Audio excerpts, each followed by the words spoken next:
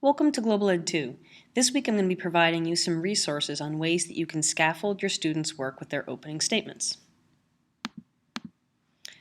There's really three places that the students might need help with the opening statements. The first is the initial writing of the opening statement, and then you may wish to have your students revise and edit their opening statements before they post them in the online icon system. And then finally, once everyone has posted their opening statements, it's really the beginning of the negotiations phase really happens when students read and respond to the different opening statements of the other countries. So the components of an opening statement, really the first part, the general salutation, is kind of a very short and sweet introduction that you can even have your students write after they've written the rest of the substance of the opening statement.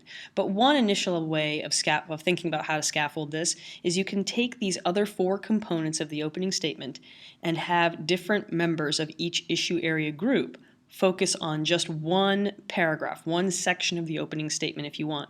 So if you even have a really big group with even, say, up to 8 students in an issue area group, you could put 2 students on each of these substantive main body paragraphs of the opening statement. Some ideas from the teacher curriculum guide for how to do some basic graphic organizers and some more straightforward scaffolding ideas are located in these 3 different lessons, which you can find, and they have complementary student worksheets, graphic organizers, like I said, that go along with each of the lessons that I've listed on these 3 areas. So please be sure to take a look at that first. But I'm about to show you some additional ideas in addition to what is already in the teacher curriculum guide.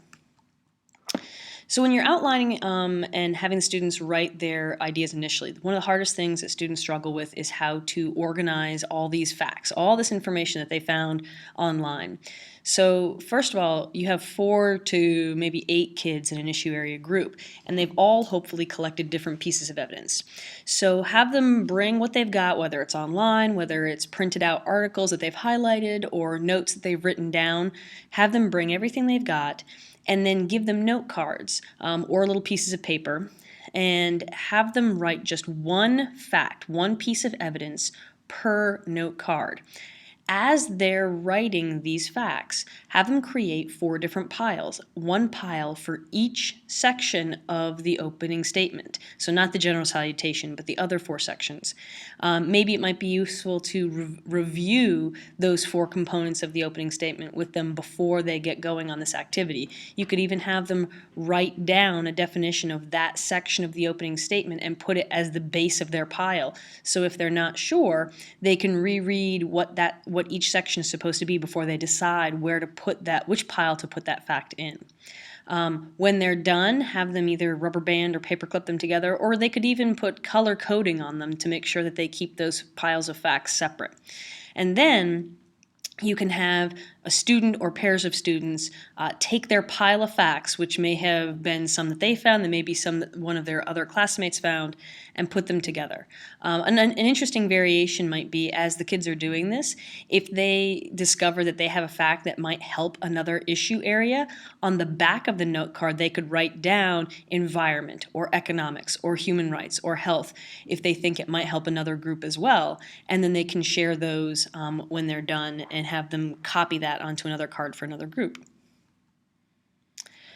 Okay, once the students have written something, whether they are in charge of writing just one paragraph of their opening statement or they've collectively written the entire thing together, one way that you can have them do some revising and editing and actually help with students who don't sit still well is to do a gallery crawl. So what this means is that, first of all, the students will need a copy of their opening statement. It will be helpful if it's printed out in really big font, because the students are going to have to, multiple students will be reading at the same time from being posted on the wall. If you have a really big class, like if you've got more than 5 or 6 kids per issue area group, it might be helpful if you can have 2 copies of each opening statement. You're going to need big pieces of butcher paper and tape their each opening statement to a separate piece of butcher paper. Put them on separate walls so that the kids aren't going to be clustered around too many other kids at the same time. So then every kid's got something to write with. And before you set them free, remind them about the components of good CER.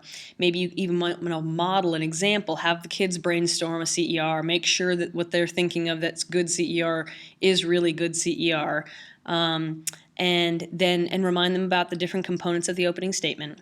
And then the kids take a pen or pencil or colored pencil and walk around the room and silently, and this is a big one, make sure they know it, they have to do it silently. They're going to put one constructive criticism and one compliment of a strong component for each opening statement. But they can't just say good job. And you might want to model this before they get going too. They can't just write this is unclear or good job. They have to actually say what is good about it. Why is it a strong example of CER? Why is it a fact that's particularly useful to that section of the opening statement? Why is it worded well? And then have them, on the constructive criticism, suggest things that could help improve that portion of the opening statement. No student can say the same thing that another person's already said, but they can build off of comments. So if someone said section is unclear, it could be helped with if you added, something or other. And then a kid could say, or you could add something like this and have them build off of the constructive criticisms. Students, once they're done, they can look at the comments that are on their butcher paper sheet, but then it would be really helpful as a teacher if you lead a discussion about what were the different patterns that students were seeing, because this will give you some formative feedback about what the students perceive as the things that are hardest for them. And you could even take an example straight from one of the kids' opening statements and model on the board how you could make something more clear, how you could add evidence, how you could make the reasoning more distinct from maybe just regurgitating the claim. And so you can have the students identify what's hardest, and then you can help model for them how to work through some of those difficulties.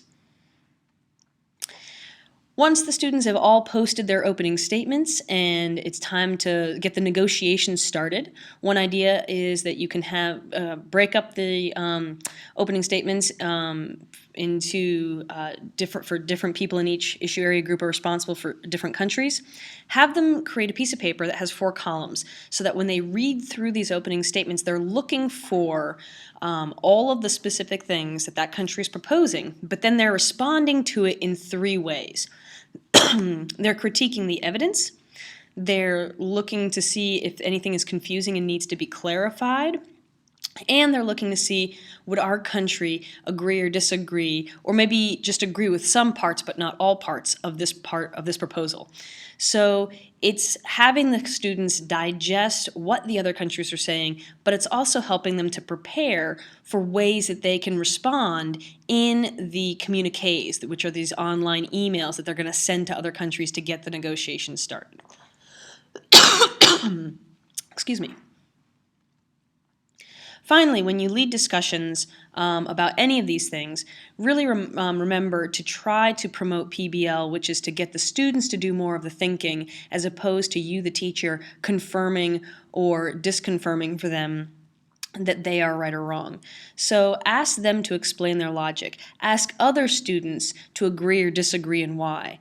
If a student's really saying something in a muddled way, revoice. Basically, pick out what you think the student is trying to say and put it into clearer words and ask them, is this what you're trying to say? And can you add on to that? Can you help us explain more about what you're trying to say?